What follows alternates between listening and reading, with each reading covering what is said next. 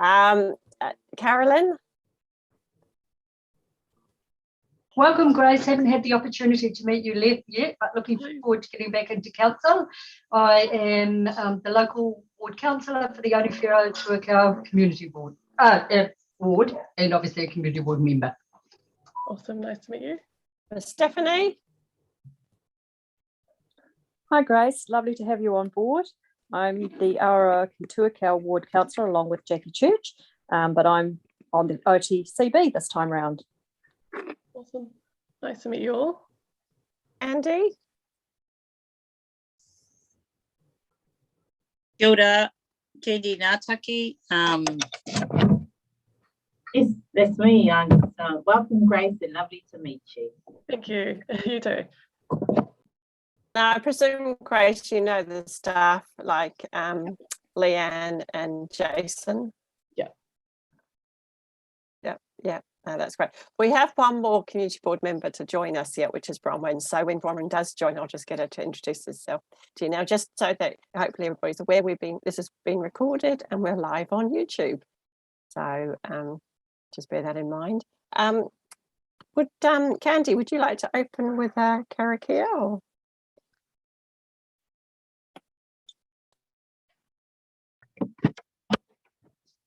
Kia ora tātou.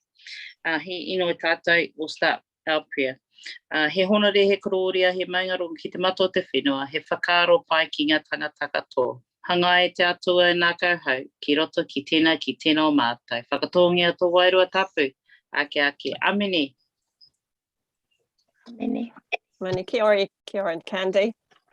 So the first, I've got apologies from Vern for lateness. I will take apologies for Bronwyn as well from lateness because I know she is planning to join us. So the next item is confirmation of the status of the agenda. So I'll move that. Do I have a seconder? Yep, Jonathan. So that's moved and seconded. So number 3 is disclosures of interest. Has any members got any disclosures of interest they would like to make for any of the agenda items that's on tonight's agenda?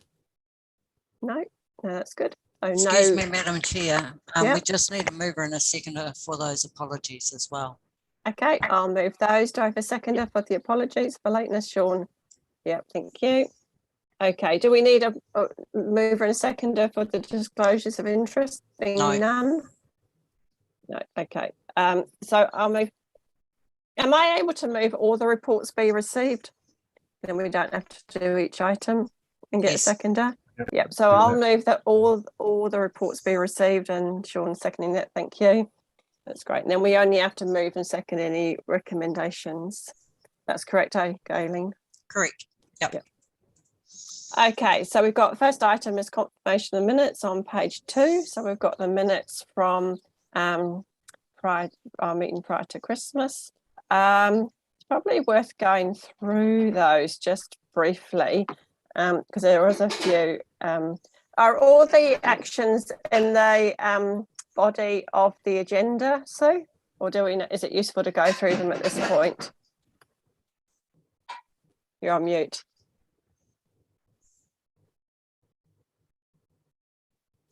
Sorry. What we try to do is move any of the actions from the agenda into our works and issues and actions register. So I haven't actually done a reconciliation, but I'm assuming that the majority of those actions would be in there. Any that there may be some that are associated with, say, a discretionary funding report or something that wouldn't be in the action register, but it would be referred to presumably in the report.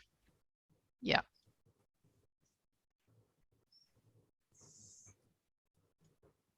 Just having a quick look through. We did have some, there are some items where there were some questions on, which is on page 7 and 8 that came up in the discretionary fund. So it might be worth just covering those ones. Yeah. Yeah. So the entrance fees at the Tuako swimming pool, there was just a question around whether those had been paid for the 2019-20 season, whether that money to Belgravia had been paid. We'll just have a look at the report and see whether they've reported back on that. Mm.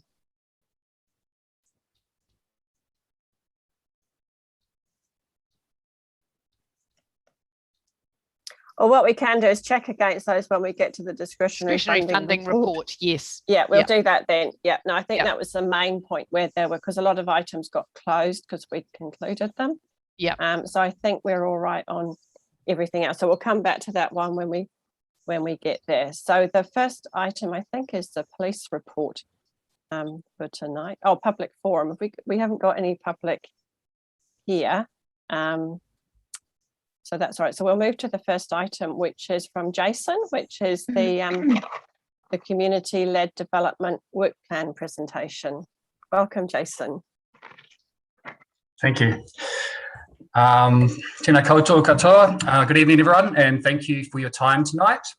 Leanne and I would like to share with you a little bit of an outline on our work plan and our new roles as community-led development advisors.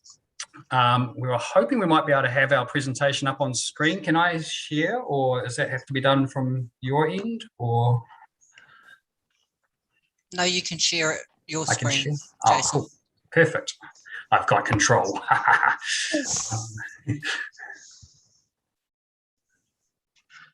Okay, is that coming up? Yep.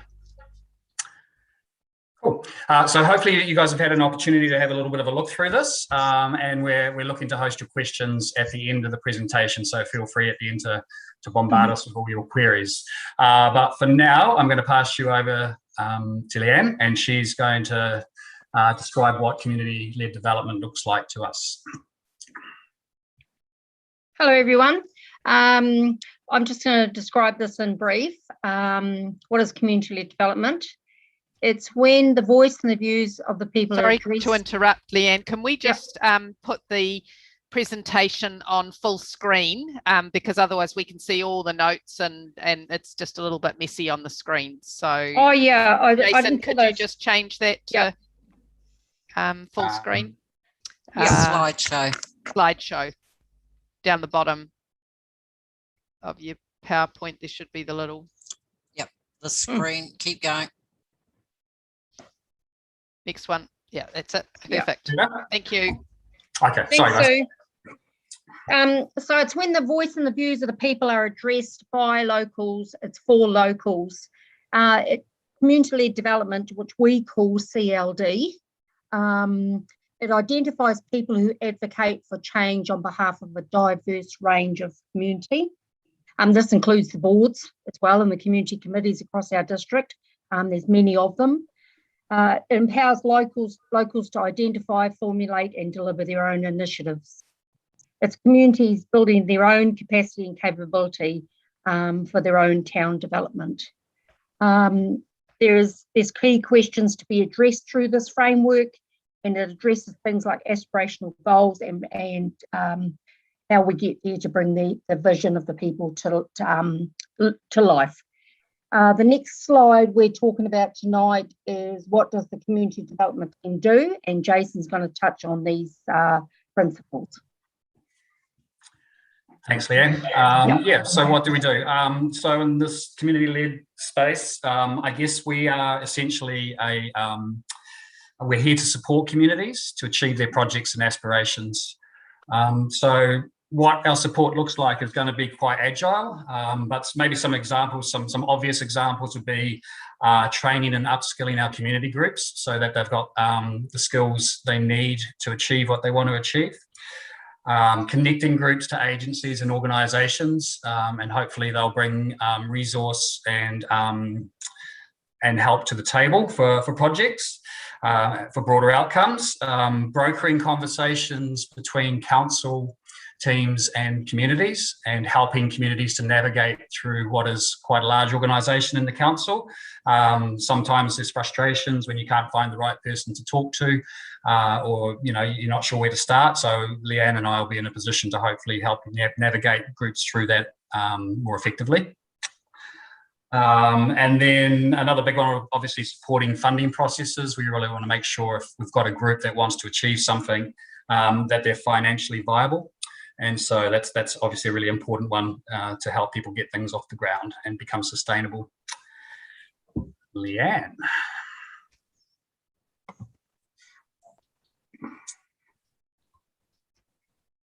I think you're on mute. Apologies, everybody. So Jason's touched on a bit of this key work streams, but to enable our communities to do this, we are going to be helping build quality databases and bringing government agencies and local agencies and council teams together to do that. We've already started some of that process to make it easy for communities. We're going to be working with our economic development team. We have 2 new staff in that area. They're going to work alongside our community-led development team to make sure we're synergised and we're doing this all together for communities and listening to what their needs are around employment and business opportunities that align with community aspirations also. And, you know, again, helping community groups and all communities navigate through this council process. We know it can be challenging at times, but Jason and I, our roles are dedicated to that process. So we'll be on hand to deliver a lot of this stuff, and whether that's via Zoom, via in person, or a phone call is always going to be, you know, on hand. And to also do this, we have, after talking with communities for a number of years, and next slide, thanks, Jason. We don't want to go over old ground and go out to communities that have been over-engaged with. So we've come up with a program that communities have been saying they've wanted for some time. And last year, we ran this program in Tuako with community groups, and 20 participants attended, and they were very successful. And then we did some cafe-style one-on-ones with some of those community groups to find out what their needs were. So we're going to be covering off that again across the district. And it was the youth centre, it was the Whangarata Hall who attended those workshops. You could talk to them, the museum in your community, and they all got something. They took away something from these workshops, but then the little COVID thing got in the way, and so we realised we need to still do some work in the Tuako and the wider district areas as well. So although our key workshops, there's going to be 12 of them, not necessarily going to be delivered in Tuako, they will be delivered out of the Port Waikato and Pōkeno communities, so you'll have access to those. And we encourage you as a board to help us get people onto those workshops so that they can do what they need to do to run successful community groups. And then, you know, the outcome out of that is we want to work with communities on aspirational blueprint type projects. And we know we might have to cover some ground again to touch base with communities to say, are they still relevant? Are what you told us in that process through the blueprints still what you want to do? And it's okay if a new idea comes to the table. No idea is a dumb idea, and we can work with that. So the next slide, Jason's going to cover off, and that is how can community boards and committees help? I'll cover the tiny bit. Here you go, Jason. Thank you, Leanne. Yeah, so a few obvious ones there, connecting community groups with the CLD team. So even though we will be out and about in communities, you know, you guys are all having conversations in your communities, and if the topic comes up of a group that wants to get started or is struggling, obviously, if you could consider us as a resource to be able to come in and help with that, that would be great. As Leanne said, promoting the workshop program. So that program for us is not only about delivering skills to groups, it's also about us starting to build relationships with those groups as well, so that we can, once the workshop program is finished, we can continue our work with these groups, and we've earned their trust, and hopefully we can get a good relationship going and help them through the entirety of their program. Match funding for locally led projects. So we're coming in with some budget. So if there's a small project, if we put in some money, you guys put in some money, perhaps we could get that over the line. Or if it's a bigger project, at least we've got a little bit more of a kitty that we can go to other funders with and see if we can get other people interested in committing funds to a project, particularly in those larger projects. Communicate when there's a new community aspiration identified. So it'd be great. I mean, not everyone wants help or needs help, but if you keep us in the loop, at least we can sort of touch base and see where people are placed and if we can add value. And the next one's an interesting one. It's a little bit of an aspirational one. I guess it's a shift from business as usual dominated board meetings to a community development focus. So that's not going to happen overnight.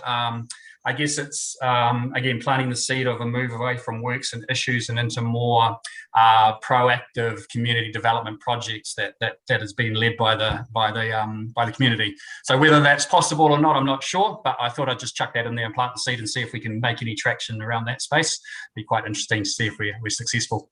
So that's probably a good place for us to finish the presentation. So if there's any questions, now would be the time to ask. Okay, so I'll just go through as I see people. So Carolyn's got her hand up.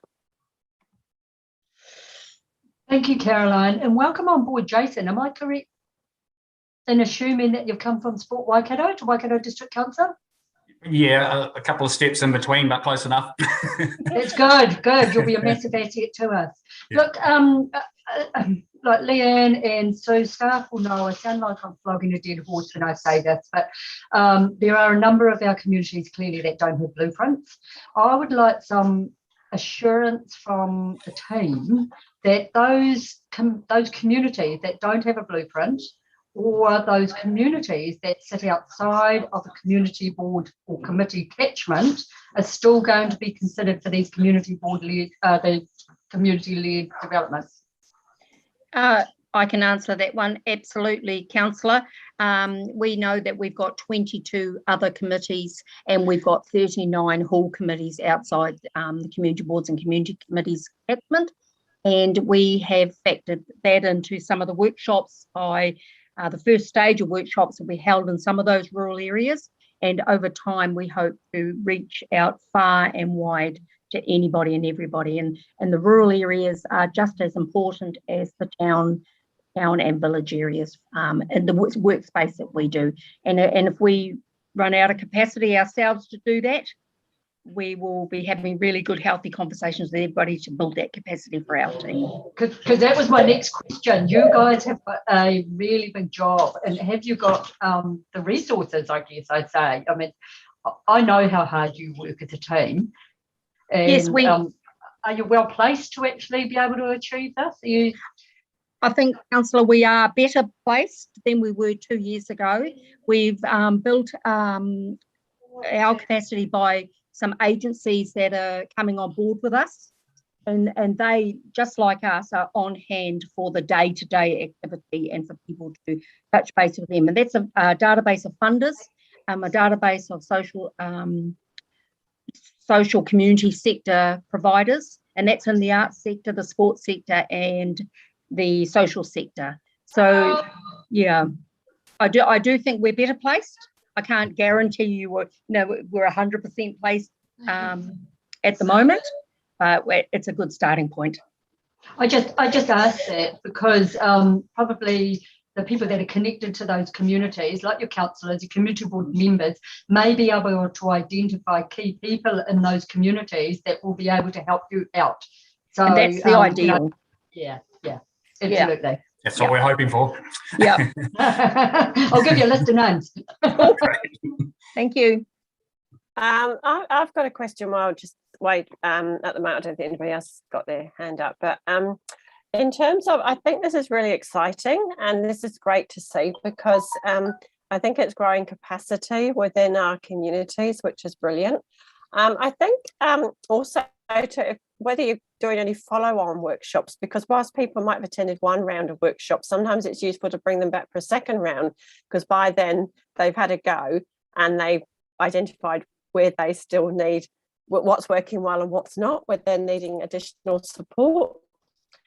One of the things I've noticed you've covered governance, planning and funding in them, but one thing is around engaging with their community because particularly around engaging with Māori and migrant communities because, to be fair, when you go to a lot of our community meetings, there's overrepresentation of older Pākehā folk at them, and it is about making sure that people feel confident about engaging with all people within their communities, and particularly thinking like the Tuakau town centre area, where a lot of the retailers are from overseas, or where English is a second language, around giving people the confidence to go and engage with all sectors of their community. Yeah, yes, thanks, through the chair. Look, last year myself, I worked with the Tuavalian sector in Tuako, and they identified a number of needs that they had. And so we were able to go back and talk with our iwi team and say, is this some work that you could help with the Pacific groups? And they said, absolutely, that's one of our key areas, not only for Māori or for iwi, we work with Pacific groups as well. And if it's not us, we can bring in others. Our training program is open for all sectors, and we have been looking at the Pōkeno community as well, and the diversity there, and that those needs are going to be different as well, and how the close relationship that they have with your community. So, and I might add, a big part of our work plan is around creating deeper communication reach into the communities. It is something we want to focus on as well. How that looks, we're not sure yet, but a lot of it will be actually just going out into the communities and building relationships and finding out about people. But it's definitely on our radar. When we broadcast something that we're offering communities, we want it to reach past the usual suspects and into mana whenua and all the other ethnic groups as well. So definitely want to be addressing that, yes. Sean?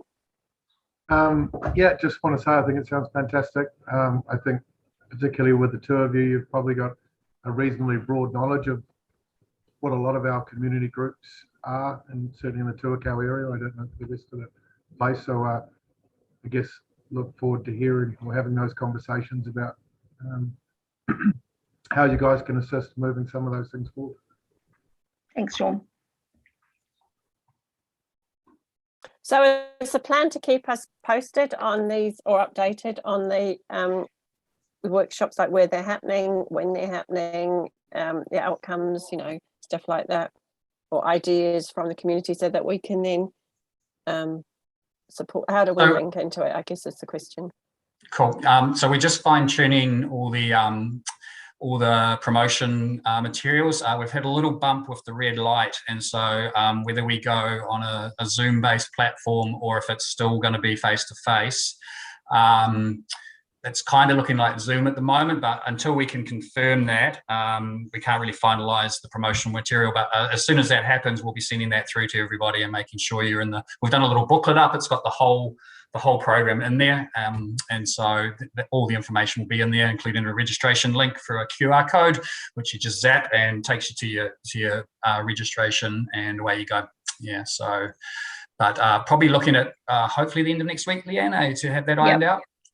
Yeah, and following on from the workshops, Jason and I are going to be doing some cafe style workshops again, so people can come and connect with us on break down some of what they've told us, what their needs are, and work with boards and work with other local groups and wider community to see outcomes. We are really outcomes focused with this work. We do want to have good, healthy, sustainable outcomes, and so we will be reporting those through to council, through the strategy and finance committee, and also ensuring that if it's a local board's outcomes, that you know about it. Yeah, if that's okay. Excellent, thank you. Anybody got any final questions or comments? I don't see any hands up. Stephanie, anything you want to add? No, she might not be there. No, and Candy, you're okay? It's just you guys haven't got your pictures up. Yep, all good, great. Okay, that's lovely, thank you. We've got no recommendations from that, so yeah, no, that's great. We're very exciting, so we look forward to future updates. Thank you. Thank So, you. Thanks. Thanks, Leanne, and thanks, Jason. It's very positive, and it will, yeah. We'll move on to our next item now, which is the police update. And I don't think we've got the police present. We've got no update from them or anything. You're on mute, Sue. No, I believe Grace has attempted to contact Noel on a couple of occasions and hasn't had any responses. Correct me if I'm wrong, Grace. So I understand he won't be making it tonight. Yeah. Leanne, you got your hand up. Yeah, I have. I've just answered the Works and Issues report today for Taupiti Community Board. And this relates to all the boards and committees across the district, is that we are coordinating a district-wide hui with police. Wayne Paxton, Sergeant from Monaco Police, is helping me coordinate a safer communities initial conversation with boards and community committees. And that's the starting point for that conversation. So hopefully I'll hear back from him in the next week or two, and then I'll be in touch with everybody, just see who from the boards would like. Anybody can come along to that hui. We're going to be hearing from initially from 2 groups across New Zealand who are doing some really good work in that safer communities and space.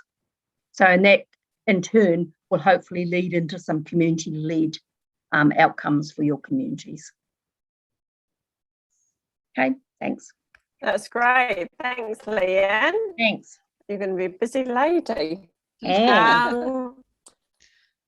Okay, so we'll move on to the next item then, which is the works and actions.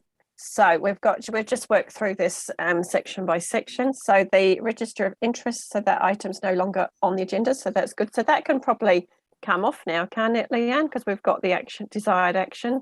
Yeah, that's my one. So yes, we will close that one. That can be closed. Yeah.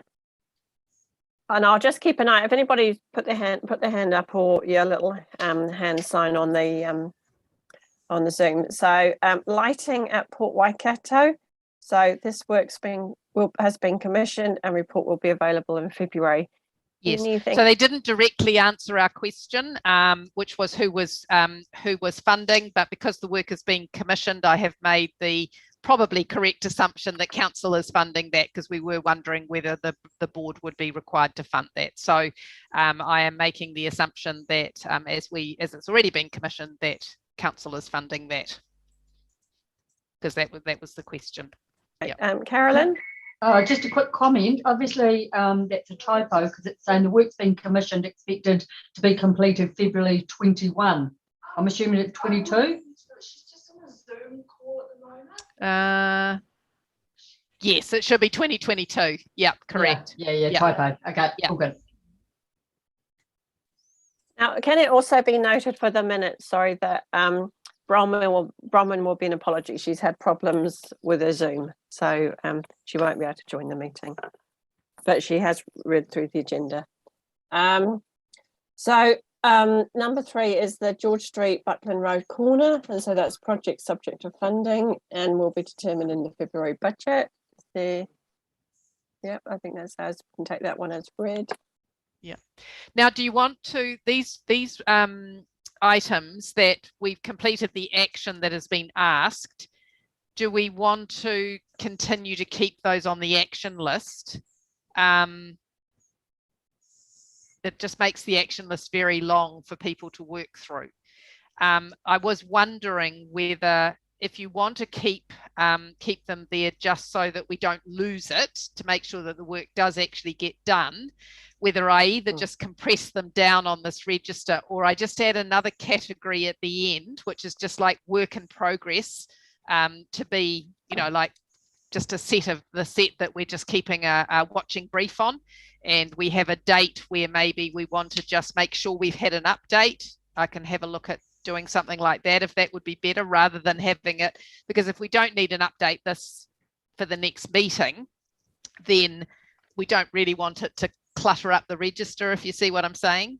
So I think item 1 can come off. So item 2, the lighting at Port Waikato, because it said the report will be available in February, that should stay on until we know the report. Right. So do you want the whole thing on there, or can I compress that down so that it's just? You can compress it. Because we've got the history in the previous agenda. So, no, it can be cool, compressed. no problem. And the same with the George Street one, that can be compressed just to the January 2022 one. Yeah. Then the next item is the speed bend on Jellicoe Avenue to be installed. We've got that was waiting on a lodgement of a service request. Vern's not here yet. Candy, do you know anything about this? Which one is it? Sorry. Number 4. Jellicoe Avenue speed bend. They were waiting on a lodgement of a service request, and it had your name and Vern's name beside it. Yeah, no, I think it's just it was in the plans, and then what's happened is we're still moaning about it myself, but it's no longer in the plans. So I think it can come off, and then we in the future, when we have a kōrero about it again around what should be happening down there, because the speed down there is horrific and motorbikes, etc., then we might bring it up again. Cool. So I think take it off. Close it. Thank you. Sean, you've got your hand up. Yeah, just before you close it. So I see there now there's rezoning of some hundreds of houses that are going to be coming up Jellicoe Ave to add to that issue. How come we don't know about that? I had a look online. So I don't know whether there's a format for a larger look at how the traffic flows through there. Right. So, Sean, are you saying that in the district plan, the new proposed district plan, that this has been zoned for further urban development? Yeah, so off the bottom of Jellicoe Ave. Okay. So any future development, all of every well, as you probably know, it's addressed at the time that the developments come in. So each individual subdivision, whether it be small or large, would be required to look at the traffic management. Presumably, they would be trying to look at it as a small catchment, and what will work going forward. So I don't know all the details, but it will certainly traffic management is certainly a very important factor in subdivision development or ongoing urban development. Yeah. And so just with that traffic management, do they look at not only how many cars will be going down there? I suppose it's what do they look at?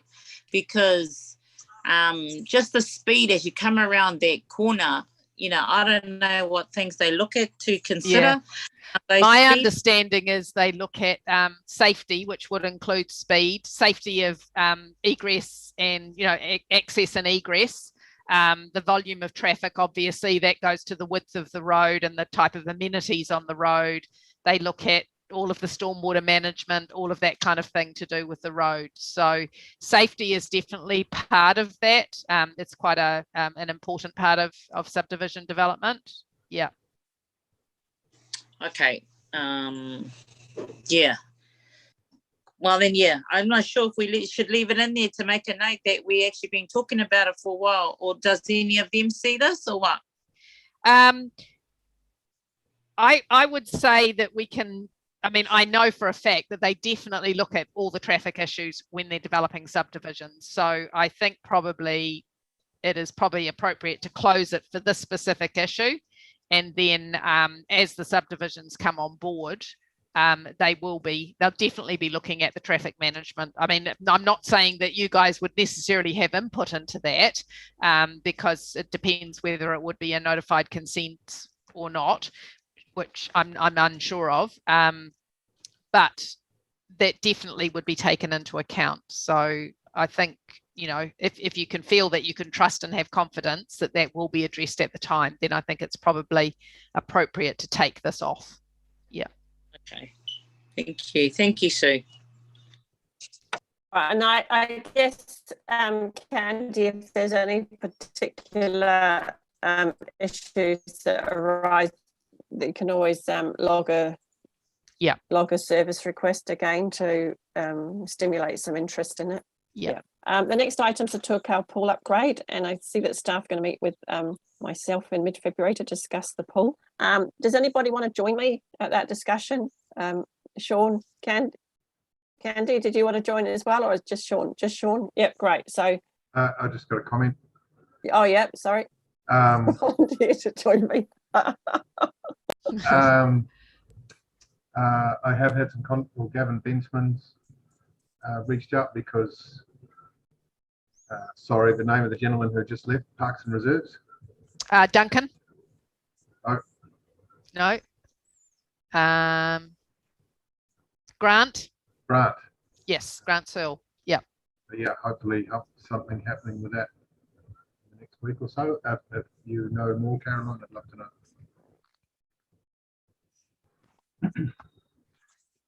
know. So if Sue, do you want to coordinate? See who do we need to contact to get this? I'll get them to meeting? contact you. Yeah. Yep, I'll just put that in the actions for them to follow up on this action, because they've filled out this. They have said that they will meet you in mid-February, so I'll get them to approach you directly to make an appropriate time, and you can invite whoever you want to that meeting. Yeah, right. So Sean, you were keen to join me, were you? Yep. Yeah, great. Yep. So I'll so if we make a note of that, is that myself and Sean, and I mean I guess it might get delayed depending on Omicron, but we'll be outside. So no, that's Parks good. and Rec to contact you directly. Yeah. No, that's good. Number 6 is the community board charter. So are we going to have a look at that this year, or what's the plans on that one? My understanding is it's parked until after the representation review is complete. Oh, Galen's there. She's the... So it's actually going to be parked now until the elections, because the community board charters and things like that versus a delegations register in terms of reference under a delegations governance structure has been a little bit difficult for me to find out where that sits within the organisation and politically. So I won't be able to get that through with all what's happening with the elections and waiting for the representation review outcome and everything. So basically, no, it is on hold until after the elections now. Okay. So do we want to remove it? Because if we're not going to be able to take any action on it this triennium, there's no point leaving it here. No. Sean, did you have any comments on that, or no? No, that's fine. We'll take that one off. Okay. The Tuako Tuako Youth Centre building project. So so it looks like Jason's contacted Bronwyn. Jason, do you want to give us an update rather than me reading out this little blurb? Sure. So I talked to Bronwyn about so a $50,000 funding project is quite a large amount of money, and there's a little bit of question around the sort of transparency of the books for the youth group about how, well, not transparency, but the paper trail, if you like, how effective it is. And so I'm trying to reach Jay at the community youth group to organise a meeting and maybe talk about some of the issues that are happening around recording what's going on there.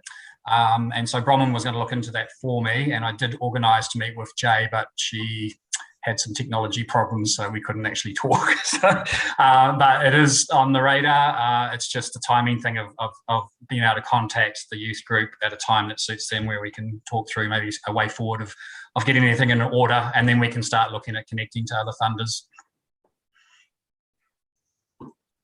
That's great. So that's, anybody got any comments or questions on that? So Jason sounds like he's got that in hand. No. So is this one that we want to just keep as a watching brief on? Yep. So compress, but just have it as a watching brief project. Yep. Yeah. Because Jason and Bronwyn will be able to give us an update next meeting of how it's moving along. Okay. Number 8 is the rubbish in the Tuakau CBD. So they're conducting a litter audit And so the contractors were and covering where the bins are situated, the contractors emptying them. So this one will need to stay on till we've had a so that's a district. It's a district-wide audit, and then basically they've got a certain amount of money in the budget for refurb and refresh, and depending on what the audit shows up, they'll prioritise what they can afford to do after the audit. Yeah, so we'll keep that one on as a watching brief. Yep. Yeah. So the next one is the St Stephen's Road car park. So they've got detailed design considerations are ongoing and clarifying property area access. Yeah. So with the delays to design and construction due to COVID lockdown, the community projects team are reviewing the delivery planning to regain some lost time. Oh, very good. And the Tuako car park contract will go out to the market soon and is intended to include this site. So that's great. So we'll keep this on, Sean? I have, as I said, I would at the previous meeting, I've got some photos of the car parks, just a general discussion by the board. Whether that's done now or we do it at the end, I don't mind. I can share it on a PowerPoint. Yeah. Do you want to share it now? Are you able to share it? I'll do my best. The other thing is to email it to who's got the hosting rights for this meeting? Democracy. Democracy. The other one is to email them to Democracy, and then they can share them. It'll be a fairly large file, I would imagine. So they photos of, are they photos of the car park? Because it may be worth just passing them on to Sue to share with the contract, share with the design team. What are the photos of? Just the car parks, both the St Stephen's and the West Street. Yeah. Just with a general commentary. Right. Okay. If you want to pass, if you want to send those to me, Sean, if you can't get them up tonight, I can make sure that Niall, who's the project manager, that's his name on the St Stephen's one. I presume he's probably looking at West Park at West Street as well. I can make sure that they get to him.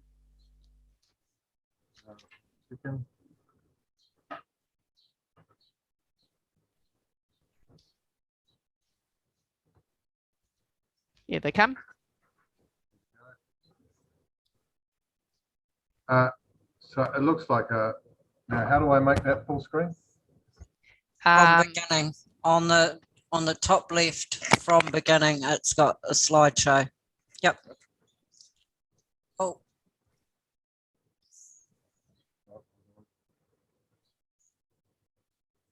No screens. Doesn't like it because external screen.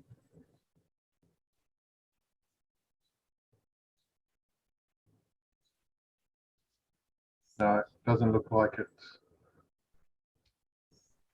going to let me.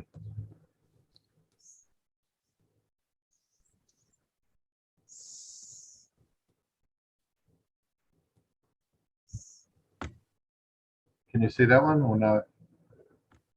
No, try the original format you had in it, Sean, because it came up then. Yeah, it's not letting me take it back to that screen. Why? I don't know. Computers. No, I'm going to have to say no. Okay. Well, if you want to email those to me, Sean, if it's not too big a file, I mean, you can maybe CC the rest of the board in as well, and then I'll make sure that Niall gets those, both the photos and the commentary. Alrighty, thank you.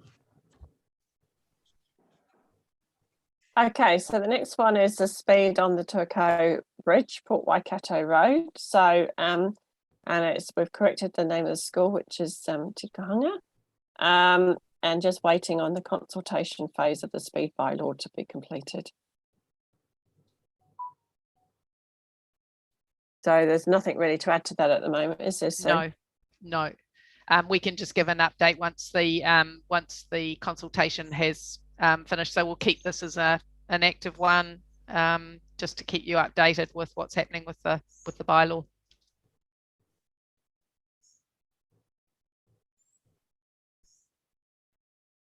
Through the chair, Okay. if you've made a submission on it, the hearings are actually on the 17th of February, I believe it is, that they're being held, if you've made a submission on that bylaw.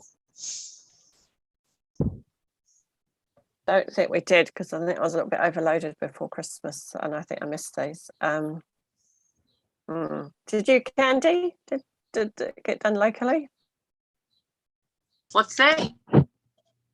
A submission on the speed bylaw.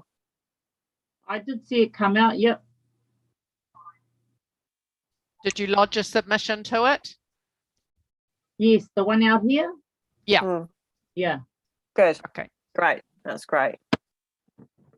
So the next item is the West Street car park. Have we got line markings for the car park was required, and that's the one Sean shared the photos with last time. Yeah. Sorry, that's the one I was just discussing. I missed the point. It was St. Stephen's. It was for both of them. For both of them, yeah. Yeah. Yeah.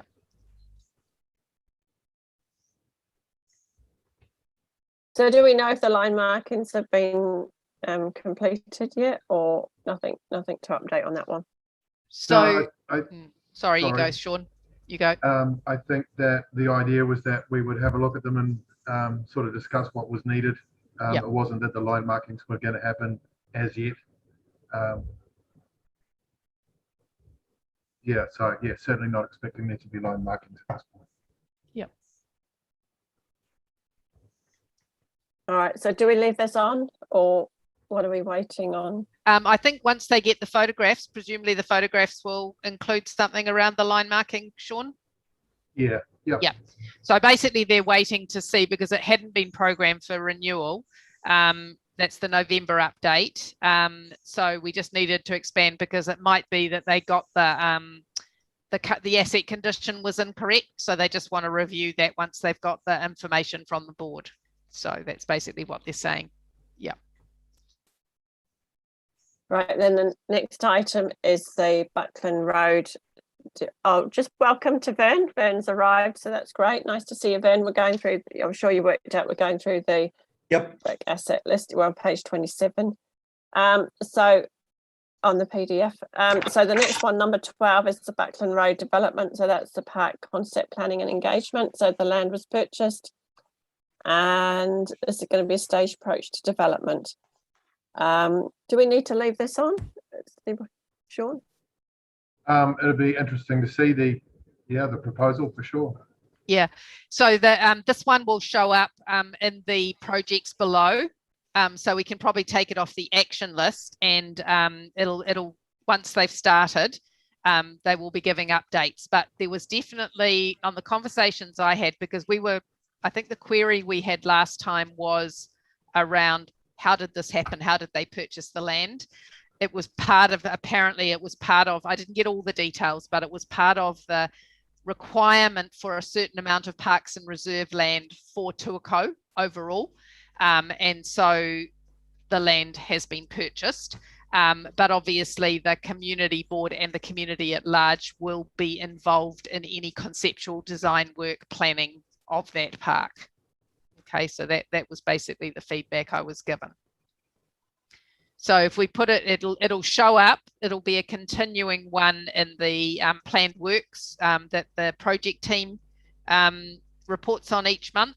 So as progress is made, and that'll give us a reminder too. If we don't see any progress, then we can follow up with another action at another time. Yeah, if that's okay, and we could close that one down from the action list. That's great. Yep.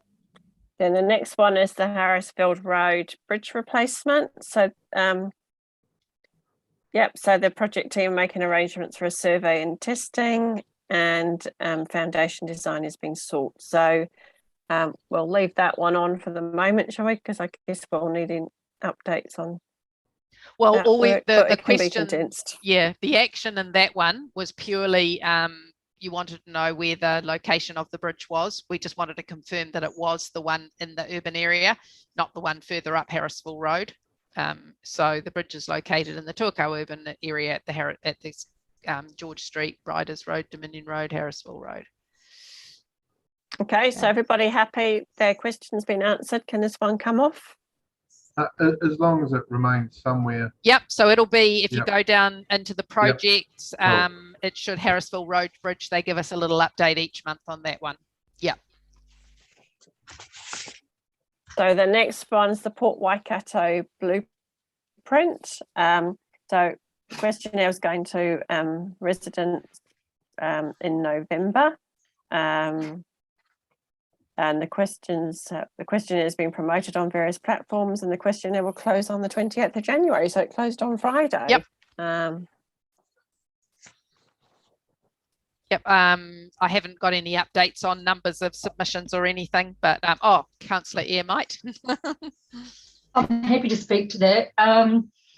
Interestingly enough, there was a big drive to actually get a response from the questionnaires that were circulated.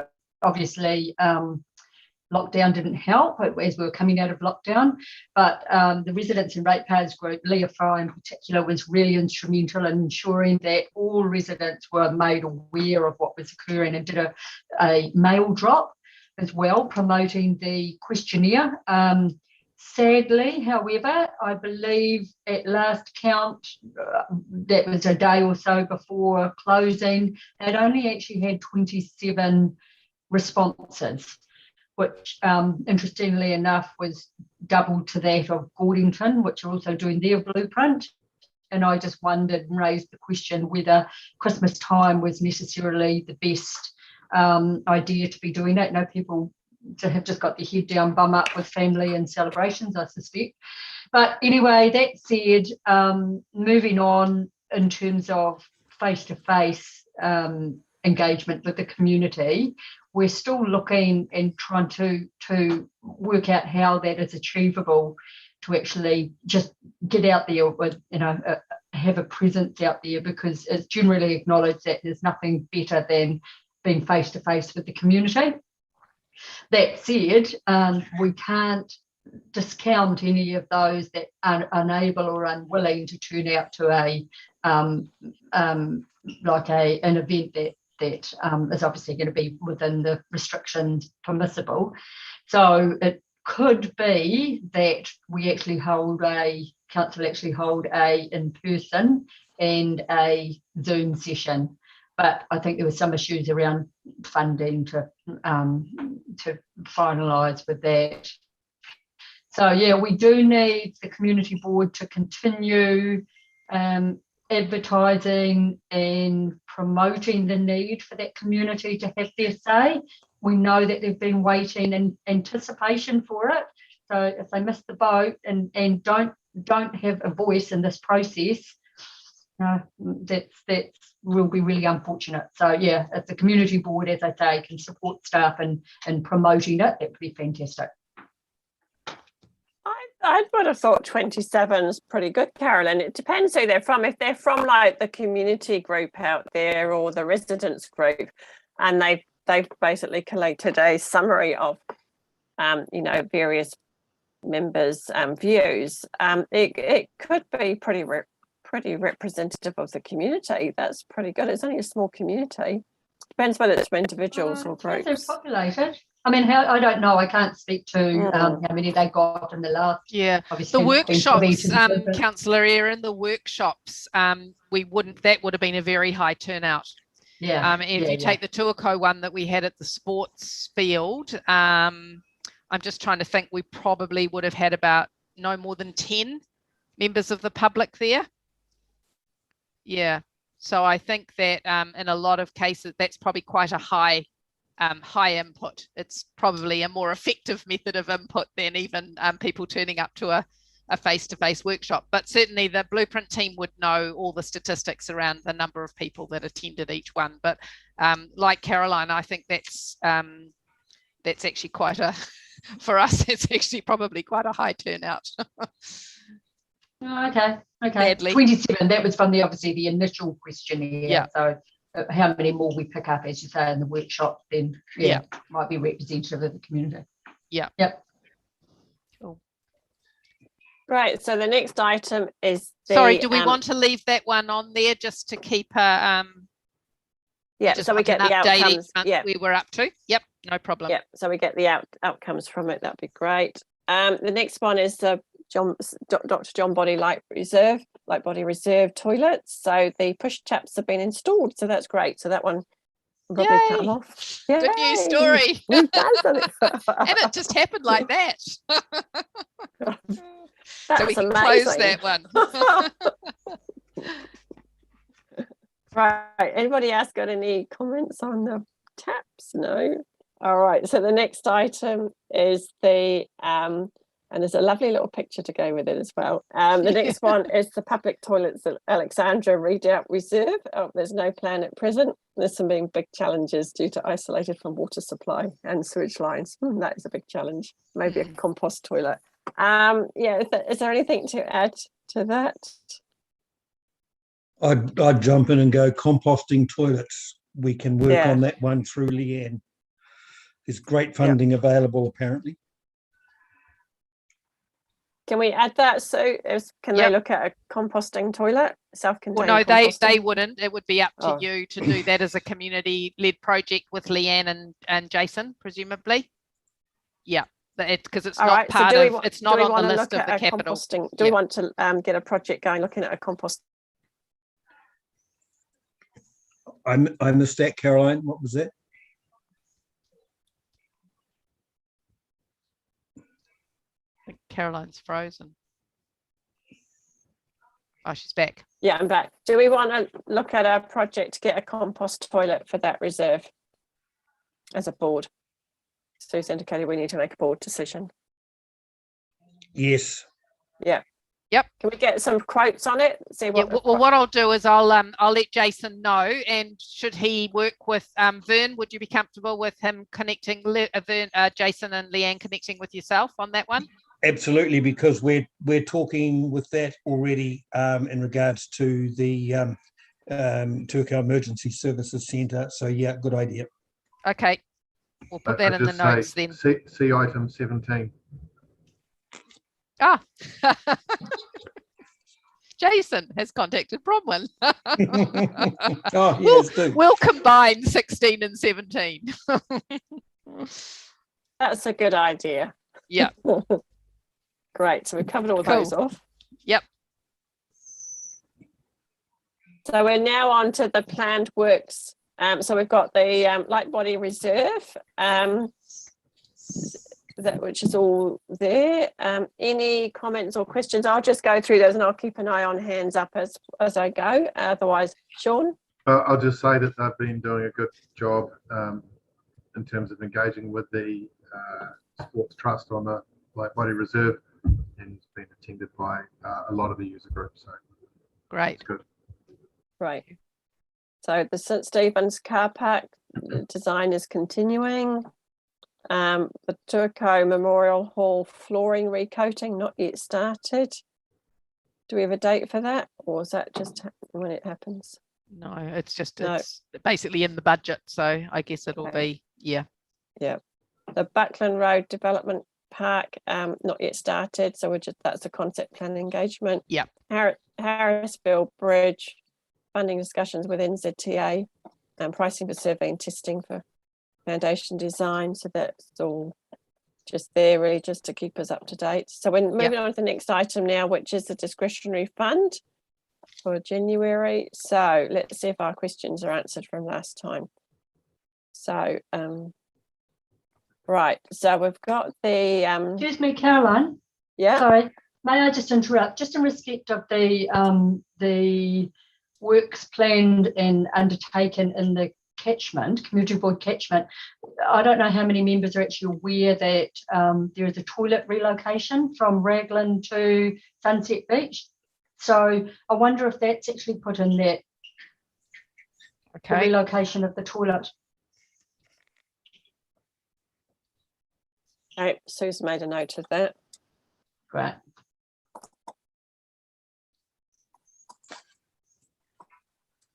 Okay. So we've got the expenditure there.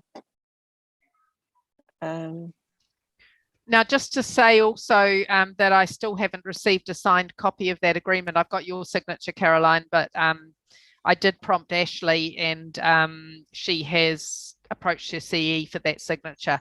So I'm making the assumption that they have instigated or implemented the dollar payment at the swimming pools over the summer, and that they're collecting that. They haven't sent us any bill or anything yet, so haven't received anything. So I might just get Eve to follow that up next week, just to see what's happening with that, so we can get it tidied up, because we don't want this ongoing issue like we've got at the moment, where we haven't even received an invoice for 1920. So it's interesting because I paid the 2021 one. Yes. Yeah. But not the 1920. Yeah. Yeah. And I know Eve was following that up, but I don't have a response on that one. So I will follow that up again with Eve next week. Yeah. I mean, if they happy to waive it, we can use it for this year's payment, this coming year's payment. Yeah. So yeah, quite a bit. Yeah, I did get the flowers for Bob McLeod's wife over Christmas, so those went to her. How do we get payment? I did let Democracy Yvonne know, and I sent her the receipt. So I meant to check today whether anything got in my bank account, but I don't think it has. So okay. I don't need to do anything else, do I, other than perhaps just chase if you've sent, I'll check with her. But normally, if you've sent in the receipt, she will organise for a refund for you. Yep. Yep. And that's come through us to authorise through to finance. So it should have been paid, Caroline. Let me know if it hasn't. Yep. I'll just check on that. Now, Bronwyn was going to, Bronwyn was going to do the $100 donation for the passing of Miss Barry. No, Hilary Barry, or was that Vern? One or the other. It was Vern or Bronwyn. To be honest, I can't recall whether it was, I think it might have been Bronwyn. I think because I think the family wanted a donation to the the Breast Cancer Foundation. Yeah, so I'll check with Bronwyn when I see her. Is she not online? No, she couldn't get onto Zoom, so she's worked through the agenda. So I'm going to catch up with her and just show her what to do. Okay. Yeah, I think it's so. We'll just I mean, we've had the Christmas break, so some of these things may not have got actioned over Christmas, but now everybody's back at work. Hopefully, we'll get these commitments sorted. Yeah. Yeah. And we've got, I have emailed everybody to say, if you've got invoices for the pool chemicals to get them to me, and then we can arrange for reimbursement. We can, arrange for those. So I've received the ones from Nike, but I think there might be Onewhero and Candy. Did you follow up with the Tuako primary school? I think you mentioned was going to have pool chemicals. I'm not sure. Some of them weren't opening this summer due to COVID. Yeah, I saw that. So I have to get onto them. We didn't open during the COVID session, time. Yeah. Tuako primary, I mean. Yeah, it may be that some of them, don't need it this year, but at least that we've given them a heads up for next year. Carolyn, you've got your hand? Yeah, thank you, Caroline. Look, I don't want to rehash it too much, and I wasn't privy to the discussion last meeting. However, in respect of the donations towards the expenses of those pools, my understanding was that the community board had committed to the period, funding the period over the Christmas break. And I just inform the board that I think, and my feeling is such that the Nike pool, what you need to be aware of is that although it's on old school grounds, it's not a school pool. And that pool is open like Belgravia for the entire community for the whole summer period. So it's not, there's no school facilities using it. So I just wonder if that, in terms of reimbursement, proportionally, whether that would be considered for potentially more of a refund than just a donation over that Christmas period.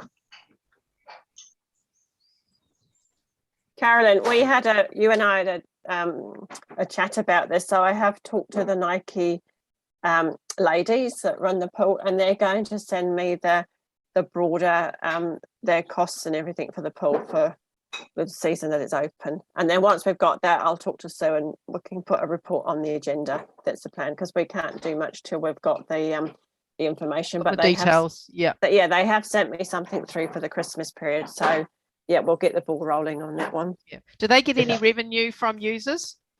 They get seller pool fee for I think $40 for a season. Okay. So that'll be included in the information, Carolyn? Thereabout.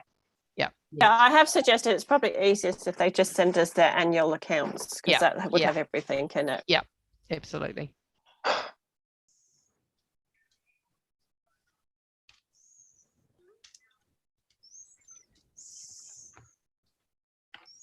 Right, so I don't think we've got any recommendations on here to move either. That's all covered. So there does come a point though with this Belgravia 2019-20 invoice that if they the question is, how long does it sit on here before they I will ask that. I've written that down to ask the question. When it gets so basically written I think there comes a point where we'll say, okay, you clearly don't want the money, so we'll keep that for a future year. All right, so the next one is the second quarter service requests. So that's got all those lovely graphs with all the various activities that have been going on through council for the Onewhero area and the Tuako area. So I'll just take any questions that anybody's got on those items.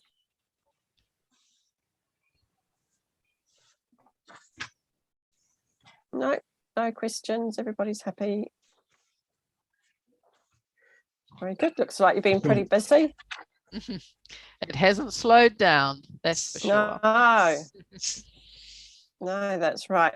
Okay, so we'll just move on from that one. I'm just flicking through to get to the next item. That's a lot. So we're just now we've got the reports from folk. So we next have the Waikato District Council Executive Update from Sue. Cool. So I guess people are just trying to settle back into, they were just settling back into work. We were starting to get a good number of people coming back into the office after all the various lockdowns. And of course, now the red has hit again. So we are encouraging staff at this stage to work from home, which most people are doing. There's very few that are choosing to work in the office. If they work in the office, they have to wear a mask full time. And so people's preference is to work at home. So yeah, that's been a little bit disruptive, but we're starting to put some real focus into how do we just continue working normally under these sort of structures and frameworks, because we have to carry on, which we have been doing, but everyone's been just waiting, for things to get back to normal. And basically they're not ever going to get back to what we had. So we've just got to work out what the new normal is and make sure that we continue to deliver and operate in the way that we are.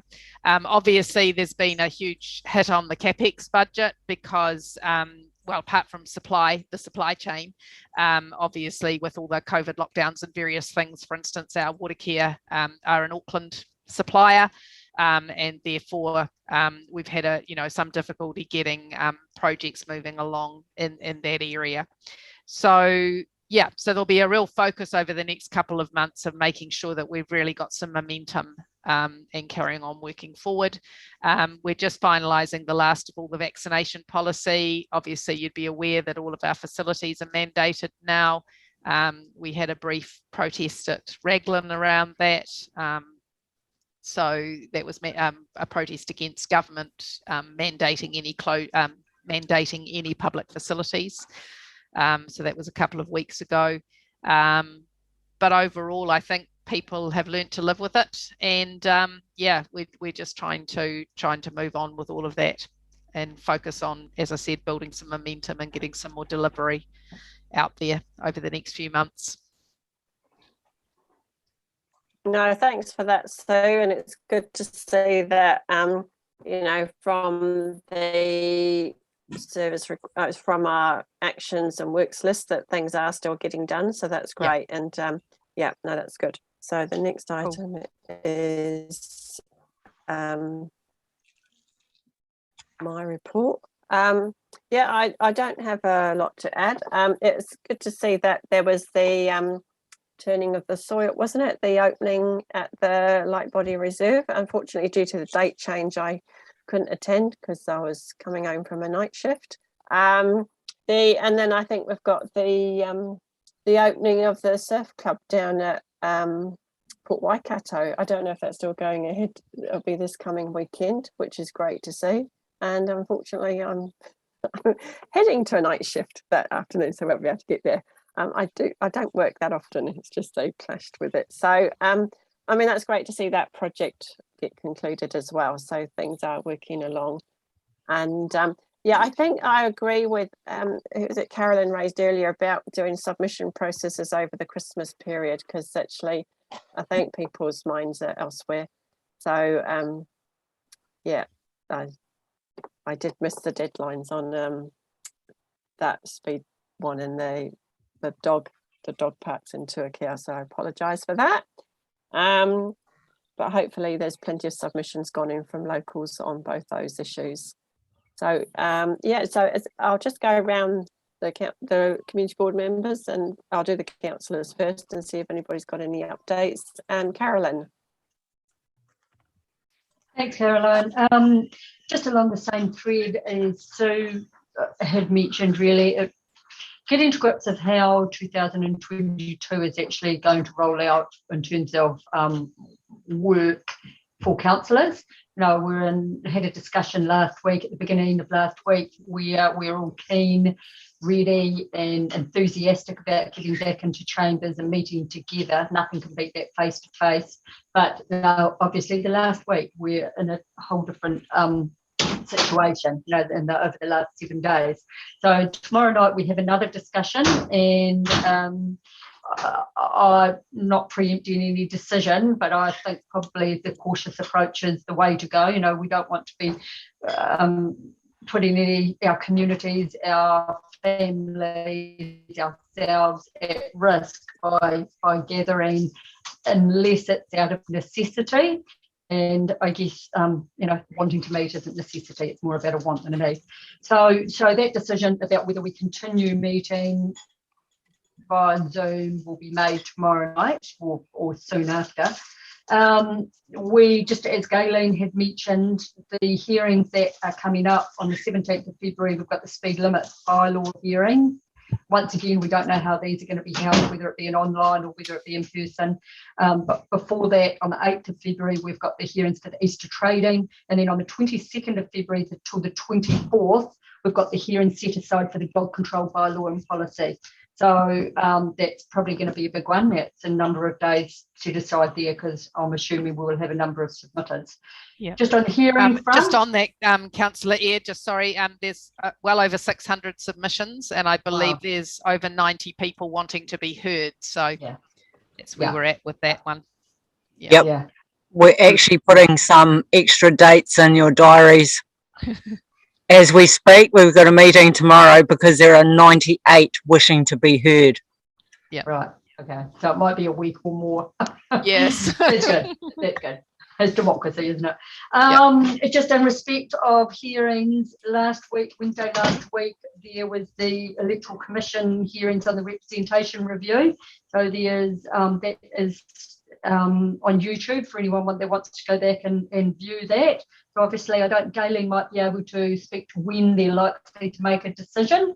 Is that generally sort of? So they have asked us for a number of other items like stats and issues around the Tamahere woodlands naming and Wairinga Hukanui naming, as well as population stats on the Mercer Airfield and the northern options mapped out in different options as well. Okay, so they generally, their timeframe for decision making, is that? They have to tell us by the 10th of April. However, and ours may be late in the piece of being advised because of all the submissions, you know, that we did have on it, or the appeals we did have on it. So we're expecting late March before we get notification of their determination. Yeah, thanks, Galen. And to that end, there was, and don't quote me on this, but roughly sort of 20 odd objections or appeals from the Onewhero residents objecting to that split of their communities. So yeah, there's a bit of information in that. And then, as Caroline had mentioned, the Port Waikato Community Hub opening is, to my knowledge, going ahead on Saturday. Obviously under the government regulations, it's a vaxxed event, and with restrictions, number restrictions. So that's all for me, really, unless anyone else has got questions.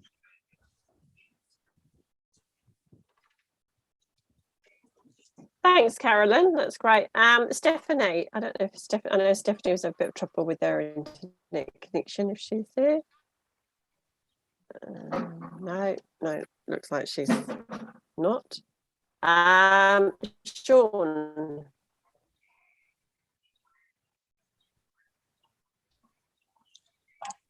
Sorry. Yeah, no, nothing to add from me. Thank you. I think it's all covered. You're on mute. No, he's finished now. Right. Ben? Only a couple of comments that I've had from elderly people in regards to exactly what you were talking about before, that if the council building is closed, many of these have no modern communication devices other than a mobile, perhaps. Yeah, so I think we need to address how we do think about the elderly in the community in regards of any matters that they have and how we deal with them. So then, just to say that all of our service centres and libraries are open, and the only ones that are on restricted hours at the moment are the Ngāruawāhia ones, because we've got a limited number of amount of resource available. But both the Tuako Library and the Tuako Service Centre are open back to full hours, even under red. They there's just they just require a vaccine pass to come onto the premises. And I'll get a message up to the village. Yeah.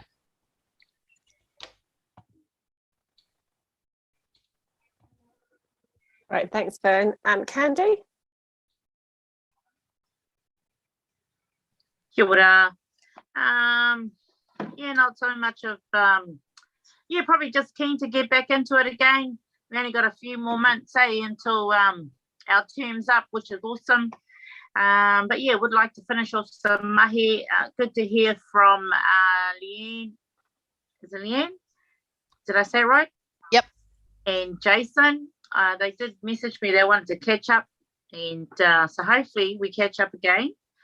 And yeah, I was just interested. That's right. I wanted to make a note, because I think I put it in our chat group too, just about are we able to put on something for the community at the pools with a fun day or something. I think it's about $500. We talked about something like that at our last hui. You know, those blow up things that they put in. We haven't done any of those at all for the year. Just thinking it's something. We'd have to restrict the numbers though, would we not, Candy? No, because they just take the you got to have a pass to get into the pools. And all the kids do they? Yeah, all the kids are, well, except under 12, but majority of the people have to have passes to get in there, and that started a little while ago. So they would take control of that. I mean, if we're having a fun day, it's highly likely they might get more than 2. I think they have 2 on there anyhow, 2 lifeguards, but then they just put the restriction on themselves. They know the numbers and they do it themselves automatically, whether you have the fun day or not.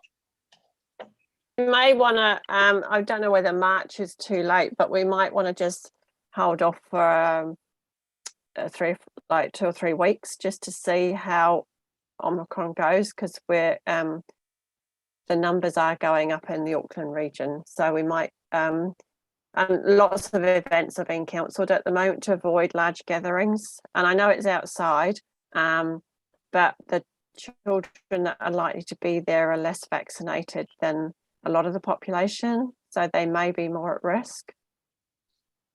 Yeah, all of that in consideration as well, Caroline. Yeah, am mindful of that as well. So over that myself. Goodness, I've got a guess. All over that myself as well. But I thought I'd just put it out there because we haven't done anything as such yet. It's still warm in March, so maybe we keep it in in the forefront of our minds and just post-COVID. Oh, does it? Oh, good. That's me. Look forward to our dates that we set for our 6 weekly, get-togethers at the halls. Thank you. I haven't. We need to. You're right, Candy. I'll send out an email and just see what we want to do with that, because a lot of I'm not sure whether the hall committees are meeting much either at the moment, but we could. We set some dates up. We can check with them, because we can even do that one by Zoom as well if we need to. But and connect with the hall committee of those areas, but by Zoom, just to keep some connection going. So I'll flick an email out to everybody and see what we want to do in that regard, and where might be where it might be easiest to target certain groups. Jonathan, I don't know if Jonathan's still there, because yes, that's good. No, I'm still here. Yeah, I'm still here. I haven't got anything yet. I mean, we're about to. I think Osprey actually got their first meeting tomorrow night, so we're all zooming in on that one. And so I think as things just sort of roll back into it, we'll sort of get an update as to where everything's planned and what they might be or might not be doing. So until things settle down, I mean, everyone's sort of still got their hands up running in the area, sort of thinking what's going on. So, but we'll keep posted. Yeah, it'll be great if you've got events planned for the Osprey. Well, they're trying to get one of the plays running at the moment, and it's just going to, I mean, if everything stays reasonably okay, then it'll go ahead, and they're doing rehearsals, but it's very limited. So, so hopefully it goes ahead. Right. Stephanie, I'll just have another go, see if Stephanie's there. No. So I think we've covered everybody. Yeah, that's great. I think that brings us to the end of tonight's meeting. It does too. Does anybody want to do a closing karakia or anything for us?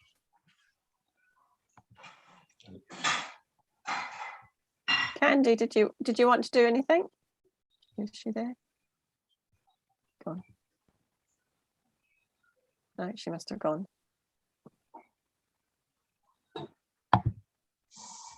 No, okay. So I don't know if I've got anything. Let me see, what have I got? All right, I've got a little whakatoki here, which I'll hopefully I won't make too much of a hash of. Right, here we go. Kua mutu.